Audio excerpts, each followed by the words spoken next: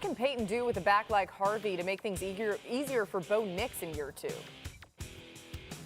He can do a lot. I mean, you're talking about a guy, Laura, that per touch, over 23% of his touches in the FBS went over 10 yards. So that explosiveness, not only run the ball, but especially in the passing game. And I think that's where Sean Payton really sees the added value in the passing game. Guy, he has soft hands. He's very good running routes out of the backfield. So you talk about not only a dynamic runner, but a guy who can be a difference maker in the passing game as well. Let's go to New York. Let's not go to New York. Let's stay in Denver. So I think it's pretty interesting. It's so funny. We kind of lose sight of some of these things in the draft where, people will talk about, we'll use running backs here with the Broncos, where we talk about how, it's such a deep draft. It's a deep running back draft. It's a deep running back draft. But then there's a beast of a player like an Ashton Genty that it then gives people the feeling that you either draft Ashton Genty, and if you don't, then no other running back's going to be that good. It's like you either get that top special player or everyone else is just kind of like, nah, I guess we'll draft someone. And you forget that, no, there's going to be plenty of these other players who can still be absolute beasts and have a huge impact on your team. And, Colin Cowherd recently said that he was not happy with the Broncos draft. And I completely disagreed with that. And I just did another video where Nick Wright talked about the Broncos and the Chiefs being his top 4. I think it was ranked 4th for his favorite, his top storyline of the NFL. And his argument mainly was because Sean Payton, I guess I don't want to say he talked trash, but he pretty much said we got some plans. If they beat the Bills, they have some plans to beat the Chiefs. And essentially, and he was just kind of all right, the Chiefs have owned the Broncos for the last decade, or, just essentially just more Nick Wright, Chiefs fan type stuff. But it did get me kind of thinking and got the wheels turning for what's at stake for the Denver Broncos. And I had recently done another video, I think last weekend, where we talked about the Broncos. According to Vegas, I think it's top 5 odds. It's Bills, Ravens tied, then Chiefs. The Ravens and the Bills are tied for first, then the Chiefs, then the Bengals, then the Broncos to win the AFC.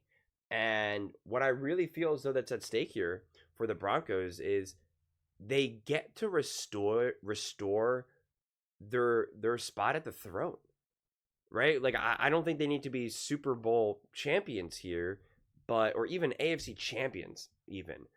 But for so much of my life, the Broncos have always been kind of football royalty. And, all that stuff can kind of come in waves and can ebb and flow.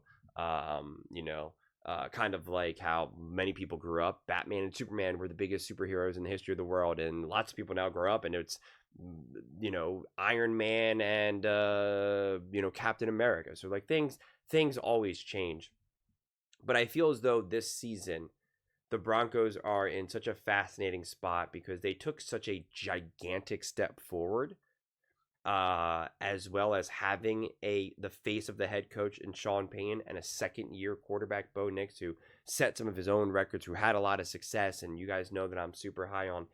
They have this ability, they have this chance to really get back their, get their spot back on the throne here, and to be we don't forget that we are football royalty, because it kind of was the perfect storm for them where things kind of went downhill, and then in their own division, the Kansas City Chiefs and Patrick Mahomes and Andy Reid were such this massive, just this force of not even them just winning, but then obviously popularity and Taylor Swift and all of the other nonsense, and Travis Kelce being a big personality, being all in all the commercials and all of that. And so when you look at it, if someone just started watching the NFL and you tried to explain to them, no, actually, the Broncos have been such a wildly famous and popular team for years, you would never guess it, right? It's like a lot of people, same thing, even with like the Eagles and the Commanders. Like people would say, like, you don't realize the Commanders were actually a really good team. Like back in the 80s and the 90s, like they were a really good team. And it's like, well, they haven't done anything.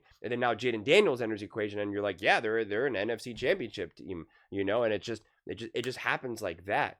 And to me, it feels like the Broncos, I try to not put too strong of expectations, and I try not to be like, okay, if you make the AFC Championship game, it's a success, and if you don't make an AFC Championship game, your season was a failure, or you somehow went backwards or something. There's the idea, like the Commanders. The Commanders just went to the NFC Championship game, and somehow if they don't make it back to the NFC Championship game, a lot of people will try to argue, well, they went backwards. And like, that's not necessarily how I see it, because football and success, it's not linear. It's just not how any of this works. Any coach, any player will tell you that. But what is interesting is momentum building certainly can be linear.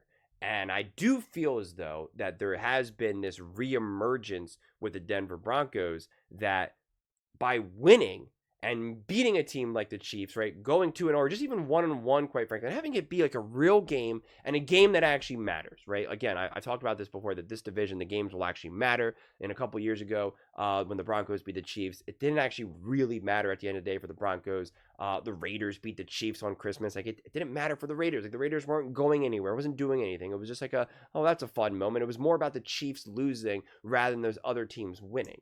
And the Broncos can finally restore that balance where it's like, no. We beat the Chiefs, and it matters for us. It matters for the landscape of the NFL. It matters for playoff seeding. It matters for us to win the division. Like, it actually matters. And the momentum that all of builds, because again, it's kind of crazy that right now we're living in a world where like the Buffalo Bills and the Cincinnati Bengals have more momentum and energy behind them than the Denver Broncos. Like, it's a bizarre thing for me to say out loud. If I went back in time and said, hey, the Bengals are going to have more recent success than the Denver Broncos, like, I would be like, what are you talking? Like what? Like, there's no way.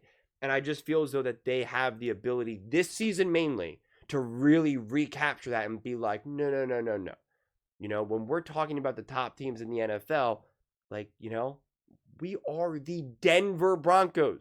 We are legitimate football royalty. Two of our quarterbacks over our life of being a franchise are two of the biggest names in NFL history. You can't tell the story of the NFL without mentioning two of the quarterbacks that we have had over the years. Like, it's just so massive. There's just so much gravity there. And so that's what I'm looking for, to see if they'll be able to just really replant themselves, honestly, firmly plant themselves as being like that force again. And I'm trying to think of all the different ways where, how do they do that without having to like get to the Super Bowl? Because obviously, you get to the Super Bowl, you get to the AFC Championship game, that will matter big time. But I really think ultimately it is probably just beating the Chiefs and actually just finishing ahead of them in seeding. Like, even if it's a wild card round, even if the Chiefs are, even if both teams just make the wild card and let's say the Chargers win, which is like something that Colin Cowherd's predicting. I'm not making any predictions right now with that, but like, let's just say that happens. I think something even as little as the Broncos being like the 5 seed or the 6 seed and the Chiefs being the 7 seed or something. It would go further if the Chiefs don't even make the playoffs, but that's not necessarily, up to, in the Broncos' hands. But I do think that there'll be kind of some of that, restoring kind of that balance in terms of momentum, popularity, energy, and like I said, getting that place back at the throne. That's just the lens that I'm looking at the Broncos right now, because once upon a time, the Broncos were a team, and like how we see other teams now that are like this, like the Chiefs or the Eagles, it was kind of like no matter who they drafted, it was like, well, of course they do it great. They're the best. They're awesome. They're this, they're that. And the Broncos don't have that. And I broke down the draft before, and you have some people that are really high on it, some people that are lukewarm on it. But it was like no matter who the Chiefs were going to draft, everybody was going to praise it. No matter who the Eagles were going to draft, everyone was going to praise it. And to be fair, they earned that right. They have a great track record. They're obviously winning Super Bowls. Like they've had a lot of success, so I get it. But I'm just I'm just interested in what the Broncos can do this season to really change the public perception, because it's still, if I just went randomly polled people and said, who do you think's the top team? What team do you think will be great this year? I still don't see a lot of people saying Broncos. And even when Colin did his, playoff predictions, for instance, and he had the Broncos not there was not a tremendous amount of pushback. Broncos fans, of course, but it's not like people are like, what? How's that even possible? The Broncos aren't going to make the playoffs. And to me, it's this season. It's year 2 with Sean Payton and Bo Nix that can firmly root them, where it's like year after year you say, well, the Broncos with Sean Payton and Bo Nix are always going to be a threat. Well, they'll always be a threat, and if they're not winning, it'll be like, as soon as they can take care of that wide receiver room, like, who's going to stop them? Or as soon as they can get the run game, as soon as they get the running back or, a pass rush, like, they're going to be unstoppable. Like, that would be like, it would be like their only excuse as to like why they haven't gotten there yet. And those were just random examples. I'm not saying that they need those things. I'm just saying like the idea of like you being like a piece away, or like a, some sort of variable away would be like the minimum that you could say. Kind of like what they did with the Bengals, where it's like if they could just improve this defense, then Joe Burrow and the Bengals would be a top team in the end. They would be elite. They would be special. Joe Burrow would be winning MVPs, et cetera, et cetera. So year 2 is how I see that for the Denver Broncos. And it'll be up for them to bring it home. But those are just my thoughts. I'd absolutely love to hear yours. What do you guys all think about Denver Broncos? And kind of what they will be able to do this season, especially after the draft, especially with someone like an RJ Harvey. And, what do you think's kind of at stake for them? Let me know in the comments below. I read every single comment. So whether you agree with me or disagree with me, either way, let's get in some discussions. Let's get in some fights. But ultimately, let's just have some fun. And please do consider subscribing. We are building an amazing community here, and absolutely love to see you part of it. I want to build something that we all genuinely feel connected to. Something that we're really excited to be part of. I think we're on our way to doing it. And please don't forget to give this video a thumbs up, as it really does help with the visibility and the algorithm. Thank you so much. See you next time.